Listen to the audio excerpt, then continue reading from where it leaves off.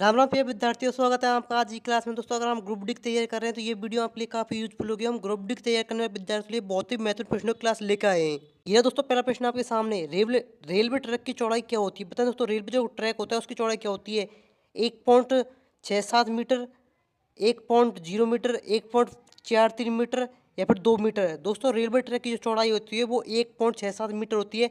Option A इसका सही answer होगा। जी हाँ दोस्तों, ऑप्शन ए इसका सही आंसर होगा। बताएं दोस्तों, रेलवे इंजनों का मुख्य शक्ति का स्रोत क्या है? रेलवे के जो इंजन होते हैं उनके मुख्य शक्ति का स्रोत क्या है? बिजली, डीजल, भाप या फिर पेट्रोल? दोस्तों, रेलवे के इंजनों का मुख्य शक्ति का स्रोत जो है वो डीजल होता है। डीजल इसका सही आंसर होगा। ऑप्शन बी इसका सही आंसर होगा। हीरा अगला प्रश्न आपके सामने, रेलवे स्टेशन पर सिग्नल का क्या कार्य होता है? यात्री सेवाएं, ट्रेन की गति को नियंत्रित करना, सामान की लोडिंग, ट्रैक का परीक्षण? दोस्तों, रेलवे स्टेशन पर जो सिग्नल होते हैं उनका सही प्रयोग होता है, उनका कार्य होता है ट्रेन की गति को नियंत्रित करना। ऑप्शन 20 का सही आंसर होगा। रेलवे स्टेशन के सिग्नलों का कार्य ट्रेन की गति को नियंत्रित करना होता है। ऑप्शन 20 का सही आंसर होगा। भाप इंजन का आविष्कार किसने किया? दोस्तों बताएं दोस्तों, भाप इंजन का आविष्कार किसके द्वारा किया गया?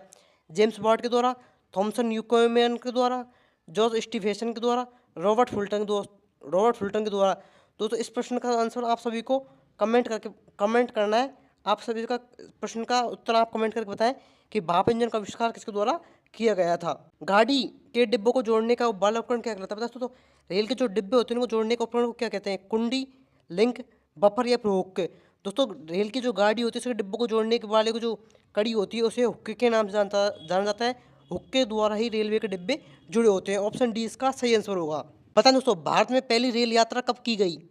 1853 में, 1880 में, 1860 में, 1880 में या फिर 1900 में?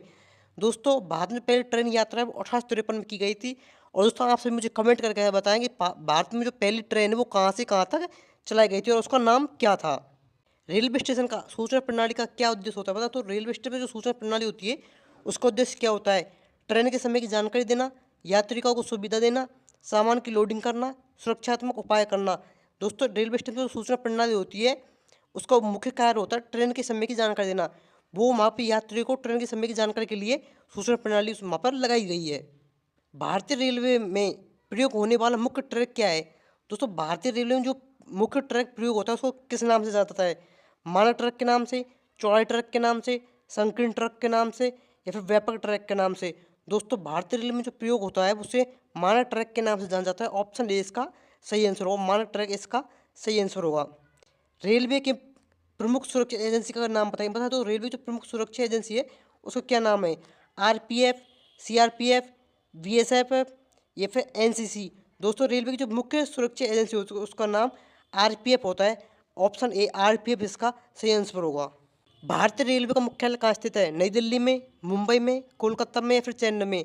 दोस्तों, भारतीय रेलवे का जो मुख्यालय है वो नई दिल्ली में स्थित है। ऑप्शन ए नई दिल्ली इसका सही आंसर होगा। जी हाँ दोस्तों, भारतीय रेलवे का जो मुख्यालय है वो नई दिल्ली में स्थित है।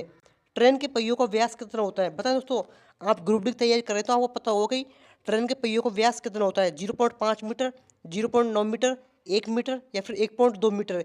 दोस्तों, जिन भाइयों का आंसर 0.9 मीटर आया है उनका आंसर सही है। ट्रेन के पहियों का जो व्यास होता है वो 0.9 मीटर होता है। ऑप्शन 20 का सही आंसर होगा। कौन सी प्रणाली रेलवे की गति को स्वचालित निगरानी निगरानी करती है? DTS, ATS, RDS, GPS? दोस्तों, जो प्रणाली होती है एटीएस जो प्रणाली होती है वो रेलवे की गति को स्वचालित निगरानी करती है। ऑप्शन बी इसका सही आंसर होगा। डीटीएस एटीएस इसका सही आंसर होगा। भारतीय रेलवे में इलेक्ट्रिक इंजीनियरिंग का आविष्कार किसके द्वारा किया गया है? पता है दोस्तों, भारतीय रेलवे जो इलेक्ट्रिक इंजन होता है उसका आविष्कार किसके द्वारा किया गया? जेम्स वाट के द्वारा, थॉमस न्यूकेमन के द्वारा, बोल्ट के द्वारा, एमसी गॉडरेज के द्वारा? दोस्तों, इलेक्ट्रिक इंजन जो है उसका आविष्कार बोल्ट के द्वारा किया गया था। ऑप्शन सी बोल्ट इसका सही आंसर होगा। किस रेल ट्रैक का उपयोग उच्च गति वाले ट्रेनों के लिए किया जाता है? मतलब दोस्तों, ऐसा कौन सा ट्रैक है जिसका उपयोग उच्च गति की रेलों के लिए किया जाता है? मानक ट्रैक, चौड़ाई ट्रैक, विद्युतीकृत ट्रैक या फिर उच्च गति ट्रैक? दोस्तों, आपको उससे नाम से पता चल रहा होगा उच्च गति, जिसे उच्च गति की ट्रेनों के लिए इसका प्रयोग किया जाता है उसका नाम होता है उच्च गति ट्रैक। ऑप्शन डी इसका सही आंसर होगा। उच्च गति ट्रैक का ही उपयोग उच्च गति की जो रेलगाड़ी होती है उनके लिए किया जाता है। इंजन का धुआं निकालने वाली प्रणाली को क्या कहते हैं? मतलब इंजन से तो धुआं निकलता है उस प्रणाली को क्या कहते हैं? एग्जॉस्ट, इनटेक, कूलिंग या फिर इनिशन? दोस्तों, उसे इंजन से धुआं निकलने की जो प्रणाली होती है उसे एग्जॉस्ट के नाम से जाना जाता है। ऑप्शन ए एग्जॉस्ट इसका सही आंसर होगा। अगर दोस्तों आपको हमारी वीडियो अच्छी लगी तो वीडियो को लाइक करें और चैनल को सब्सक्राइब करें, जिससे नेक्स्ट वीडियो नोटिफिकेशन आपके पास सबसे पहले पहुंचे।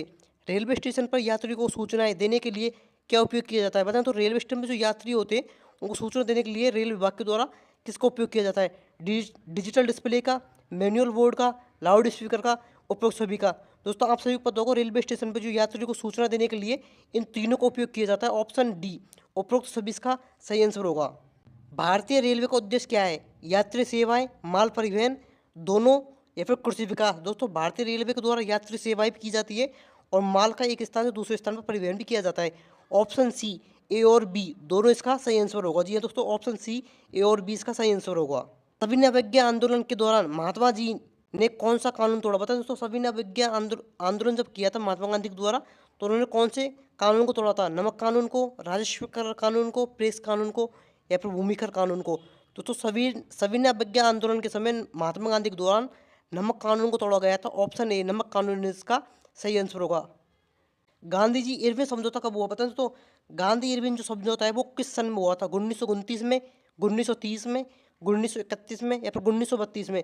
दोस्तों गांधी और इरविन के मध्य जो समझौता हुआ था वो 1931 में हुआ था। ऑप्शन सी इसका सही आंसर होगा।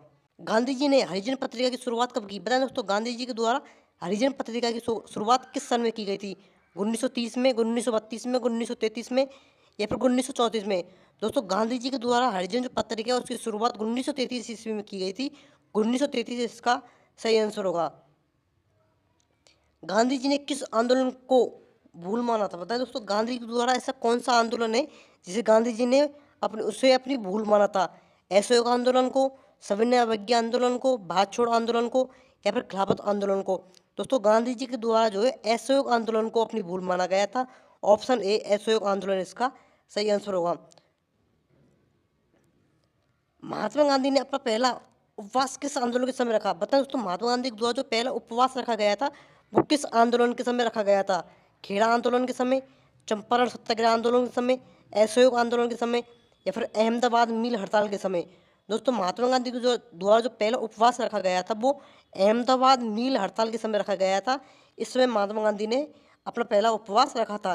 दोस्तों आज की क्लास हमारी यही समाप्त होती है। अगर आपको हमारी वीडियो अच्छी लगी वीडियो को लाइक करें और चैनल को सब्सक्राइब करें। दोस्तों अगर आप जीडी, ग्रुप डी या फिर एसएससी, रेलवे किसी भी विभाग की तैयारी करना चाहते हैं तो ये चैनल आपके लिए बहुत ही उपयोगी होगा। हम यहाँ पे एसएससी, रेलवे की सभी एग्जाम की तैयारी यहाँ पे करवाएंगे और हम जो प्रश्न आपको करवाएंगे परीक्षा की दृष्टि से बहुत ही महत्वपूर्ण प्रश्न की तैयारी हम आपको करवाएंगे। दोस्तों आज की क्लास को हम यहीं पे विराम करते हैं। धन्यवाद। राम राम।